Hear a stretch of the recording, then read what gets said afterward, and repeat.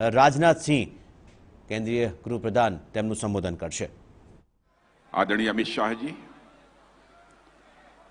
अकाली दल के राष्ट्रीय अध्यक्ष आदरणीय प्रकाश सिंह जी बादल, शिवसेना के राष्ट्रीय अध्यक्ष आदरणीय उद्धव जी ठाकरे, हमारे आरएलएसपी के राष्ट्रीय अध्यक्ष, एलजेपी के राष्ट्रीय अध्यक्ष आदरणीय रामविलास जी पासवान, हमारे भारतीय जनता पार्टी के पूर्व राष्ट्रीय अध्यक्ष आदरणीय नितिन भाई जी गडकरी, यहाँ के मुख्यमंत्री विजय रूपाणी जी और यहां मौजूद मेरे सभी सम्मानित बहनों एवं भाइयों,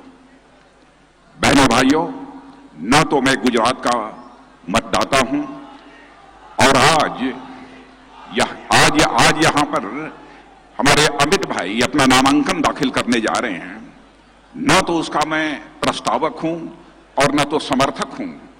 फिर भी मैंने फैसला किया कि यदि अमित भाई शाह यदि अपना नामांकन दाखिल करने जा रहे हैं तो उस अवसर पर मैं निश्चित रूप से मौजूद रहूंगा और इसीलिए आज मैं यहां पर मौजूद हूं।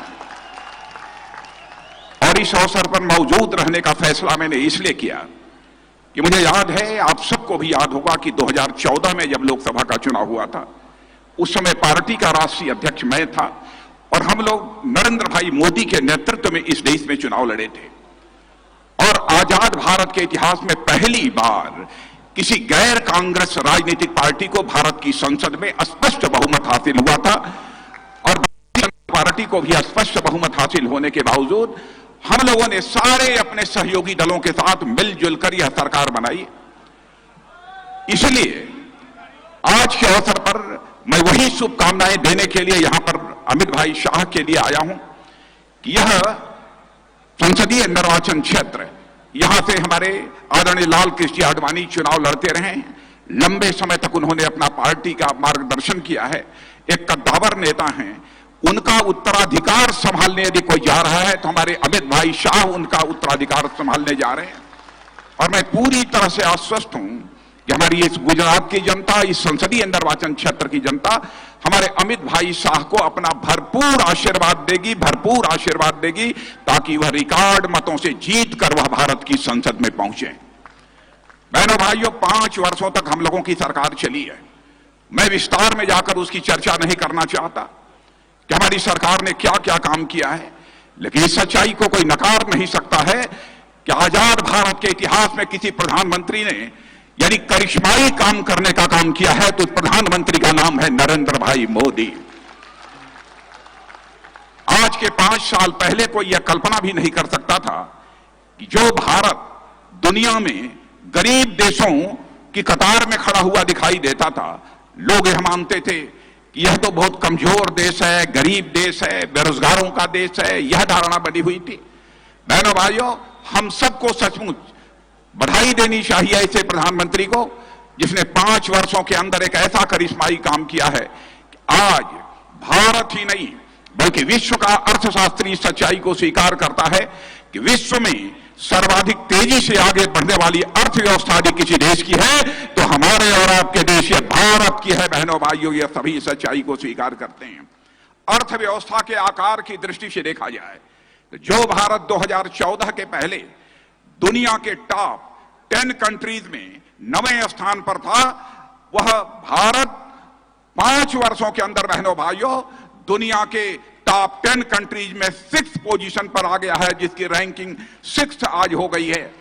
और इसी वित्तीय वर्ष में यह हमारा भारत दुनिया के टॉप 10 में 5वें पायदान पर खड़ा होगा। यह हम सबके लिए गौरव की बात होगी। और आज मैं विश्वास के साथ कहना चाहता हूं वह दिन दूर नहीं है बहनों भाइयों कि 2028 आते आते यही हमारा भारत रूस, चाइना, अमेरिका जो है दुनिया के ताकतवर देश माने जाते हैं, इनमें से एक देश को पीछे छोड़कर भारत दुनिया के टॉप 3 कंट्रीज में आकर खड़ा हो जाएगा। इसका श्रेय यदि किसी को जाता है तो भारत के यशस्वी प्रधानमंत्री नरेंद्र भाई मोदी को जाता है। बहनों भाइयों, अंतर्राष्ट्रीय जगत में भारत की प्रतिष्ठा बढ़ी है। कौन इस सच्चाई को नकार सकता है? सभी सच्चाई को मानते हैं। सारी दुनिया इस सच्चाई को स्वीकार करती है कि भारत का नेतृत्व इस समय सशक्त हाथों में है, बलवान हाथों में इस समय भारत का नेतृत्व है। सभी सच्चाई को स्वीकार करते हैं। विडंबना यह है कि हमारे विरोधी दल के नेता और कांग्रेस पार्टी के राष्ट्रीय अध्यक्ष अब शब्दों का प्रयोग हमारे प्रधानमंत्री के संबंध में करते हैं। बहनों भाइयों, आपसे नहीं बल्कि सभा के माध्यम से समस्त देशवासियों से, देश की जनता से मैं अपील करना चाहता हूं, जिसने देश की प्रधानमंत्री के लिए अब शब्दों का प्रयोग किया है, ऐसी राजनीतिक पार्टी को सख्त से सख्त सजा दी जानी चाहिए इस चुनाव में लोकतांत्रिक तरीके से।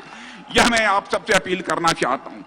जीवट के साथ पुरजोर तरीके से आप सभी कार्यकर्ताओं को, बहनों भाइयों, अपना 1 महीने 1.5 महीने सारा कामकाज छोड़कर भारतीय जनता पार्टी को और अपनी एनडीए को उच्च शिखर पर ले जाने के लिए हम सभी को प्रयत्न करने की आवश्यकता है। जिस प्रधानमंत्री ने ऐसी सरकार चलाई हो कि बहनों भाइयों, उसके पहले भी आपने कांग्रेस की सरकारों को देखा है, लेकिन 5 वर्षों में कोई भी मां का लाल, चाहे वह भारत का रहा हो अथवा दुनिया का रहा हो, उंगली उठाकर नहीं कह सकता है कि हमारे प्रधानमंत्री के दामन पर अथवा किसी मंत्री के दामन पर एक भी भ्रष्टाचार की दाग लगी हुई हो। और यह राहुल गांधी पार्टी के, कांग्रेस पार्टी के राष्ट्रीय अध्यक्ष, यह कहते हैं चौकीदार चोर है। बहनों भाइयों, मैं कहना चाहता हूं और नौजवानों, आपसे मैं भी कहना चाहता हूं, डंके की चोट पर बोलो, चौकीदार चोर नहीं है बल्कि चौकीदार प्योर है। डंके की चोट पर बोलो कि चौकीदार चोर नहीं है बल्कि दोबारा पीएम बनना श्योर है। डंके की चोट पर बोलो कि भारत की समस्याओं का समाधान भी श्योर है। डंके की चोट पर बोलो, सारी समाधान, सारी समस्याओं का वही क्योर है। यह विश्वास लेकर हम सबको आगे बढ़ने की जरूरत है। जहां तक बहनों भाइयों, जो कुछ भी बालाकोट में हुआ है, सर्जिकल स्ट्राइक, उसको लेकर भी राजनीति की जा रही है, उसका राजनीतिकरण करने की कोशिश की जा रही है और कहा जा रहा है कि प्रधानमंत्री को इसका श्रेय क्यों दिया जाना चाहिए। मैं पूछना चाहता हूं कांग्रेस के लोगों से, भूल गए वो 1971 जबकि भारत और पाकिस्तान के बीच युद्ध हुआ था और भारत की बहादुर सेना ने अपने शौर्य और पराक्रम का परिचय देते हुए पाकिस्तान के 2 टुकड़े कर दिए थे। पाकिस्तान बन गया था और बांग्लादेश बन गया था। उस समय भारत की संसद में खड़े होकर हमारे नेता श्रद्धेय अटल बिहारी वाजपेयी जी ने इंदिरा गांधी की सराहना की थी और सारा हिंदुस्तान उस समय इंदिरा गांधी का जय जयकार कर रहा था, इंदिरा गांधी जिंदाबाद का नारा दे रहा था। यदि हमारे प्रधानमंत्री ने दृढ़ इच्छा शक्ति का परिचय देते हुए जो हमारे सीआरपीएफ के जवानों पर फिदायीन हमला करके 40-42 जवानों को मारा गया था, यदि उसका बदला लेने के लिए उन्होंने अपनी दृढ़ इच्छा शक्ति का परिचय देकर जो काम किया है, बहनों भाइयों, तो हमारे प्रधानमंत्री का जयकारा क्यों नहीं होना चाहिए, उसकी सराहना क्यों नहीं होना चाहिए? इस सवाल का मैं आपसे जवाब पूछना चाहता हूं। और मैं आपसे यह भी कहना चाहता हूं बहनों भाई, जब भी हमारी सेना ने शौर्य और पराक्रम का परिचय दिया है, उसके लिए आवश्यक होता है कि इस लोकतांत्रिक व्यवस्था में जो राजनीतिक पार्टी सत्ता में है और जो सत्ता का मुखिया है, वह अपनी राजनीतिक इच्छा शक्ति का परिचय दे। 26/11/2008 का जो मुंबई का कांड हुआ था, उस समय कांग्रेस की सरकार थी और कुछ भी पाकिस्तान के खिलाफ उस समय नहीं कर पाए, जबकि बड़ी संख्या में लोग हमारे मुंबई में 26/11/2008 के आतंकवादी आक्रमण में मारे गए थे। कुछ नहीं किया। राजनीतिक शक्ति और हमारे सेना के जवानों का शौर्य और पराक्रम दोनों ताल से ताल मिलाकर चलते हैं बहनों भाइयों, तो मैं विश्वास के साथ कह सकता हूं कि हमारे देश के सेना के जवानों के शौर्य और पराक्रम को दुनिया की कोई ताकत चुनौती नहीं दे सकती है। यह बात मैं दावे के साथ मैं कहना चाहता हूं। और यहां से लेकर वहां तक जितने भी आप सब खड़े हैं और यहां भी खड़े हैं, मैं सबसे अपील करना चाहता हूं कि हमारे सेना के जवानों ने अपने शौर्य और पराक्रम के आधार पर भारत का मस्तक सारी दुनिया में ऊंचा किया है। इसलिए आप लोगों के द्वारा भी एक बार हाथ उठाकर बहनों भाइयों अपने सेना और के सेना के जवानों के शौर्य पराक्रम का अभिनंदन किया जाना चाहिए।